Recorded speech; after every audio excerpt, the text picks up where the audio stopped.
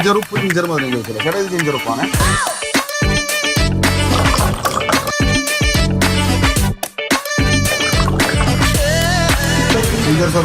നമ്മുടെ എറണാകുളം ജില്ലയിലെ പച്ചാളം എന്ന സ്ഥലത്തെത്തുമ്പോ ഇതാ പാലമൊക്കെ ഇറങ്ങി ഒരു 100 മീറ്റർ ഇങ്ങനെ മുന്നോട്ട് വരുമ്പോ ഇതാ ഈ കടയുടെ മുന്നിലെത്തിയാൽ ഒരുപാട് ആളുകൾ ഇങ്ങനെ കൂട്ടം കൂടി നിൽക്കുന്നത് കാണാം.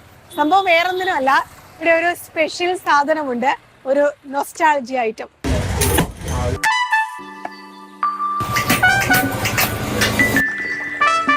ഇതാണ് നമ്മൾ പറഞ്ഞ ഗോലി സോഡ കിട്ടുന്ന പച്ചാളത്തെ കട. ഈ പച്ചാളംകാരി ഇതിന് കച്ചി സോഡ എന്ന് പറയും അല്ലെ? ഗോട്ടി സോഡ. ഈ കുപ്പികൾ ഇപ്പൊ പലയിടത്തും കിട്ടാനില്ല, അതുകൊണ്ട് തന്നെ കട തുടങ്ങി ഏതാണ്ട് 100 വർഷത്തോളം അടുത്തുള്ള കുപ്പികളും ഒക്കെ തന്നെയാണ് ഇവിടെ ഇപ്പോഴും ഉള്ളത്. ഇതാ കൈ വെച്ചിട്ട് ഇത് പൊട്ടിക്കാൻ നോക്കിയിട്ട് ഇതുവരെ പറ്റിയിട്ടില്ല. അപ്പം അടപ്പ് വെച്ചിട്ടൊന്ന് നോക്കാം.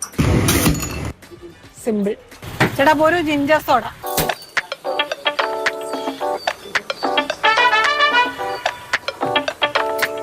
അടിപൊളിയാണ്.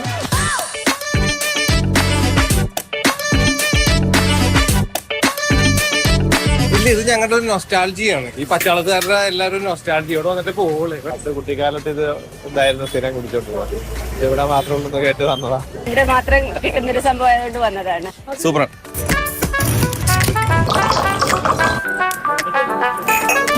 ജിഞ്ചർ സോഡയാണ്. സിമ്പിൾ ആണോ? സിമ്പിൾ ആണ്, പക്ഷെ പരിചയം വേണം. നമ്മുടെ പരിചയമുള്ള കാര്യം ടൈറ്റ് ചെയ്തിട്ട് വേണം. ഇതിന് ഗ്യാസ് വന്നിട്ട് ഇതിലെ പറഞ്ഞ് ഇതിൽ വരെ കയറി കുട്ടിക്കകത്ത് കയറും. കുട്ടിക്കകത്ത് കയറി ഇതാ ടൈറ്റ് ചെയ്യുന്നുണ്ട്.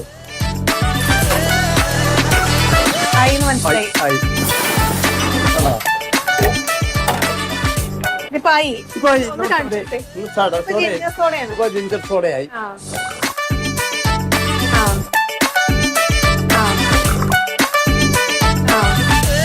പവിത്രൻ ചേട്ടന്റെയാണ് ഈ കട. ചേട്ടന്റെ അച്ഛൻ തുടങ്ങിയതാണ്. ഏതാണ്ട് 100 വർഷത്തോളം പഴക്കമുണ്ട്. ഈസ്റ്റ് ഇന്ത്യ കമ്പനിയുടെ കാലത്തുള്ള കുപ്പികളാണ്.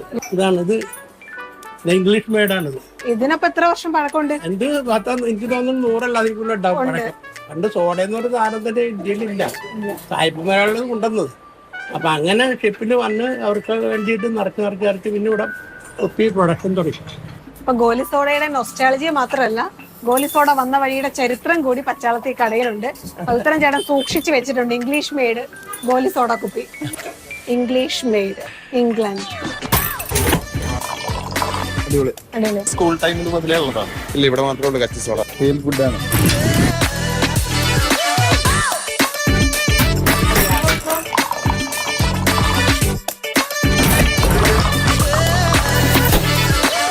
ഗോലി സോഡയുടെ നൊസ്റ്റാളജി ഒക്കെ തോന്നുന്നവർക്ക് പച്ചാളത്തെ ഈ കടയിലേക്ക് വരാം. ക്യാമറമാൻ സുജയ് എഡ്വേർഡിനൊപ്പം കൊച്ചിയിൽ നിന്ന് റിയ, മാതൃഭൂമി ന്യൂസ്.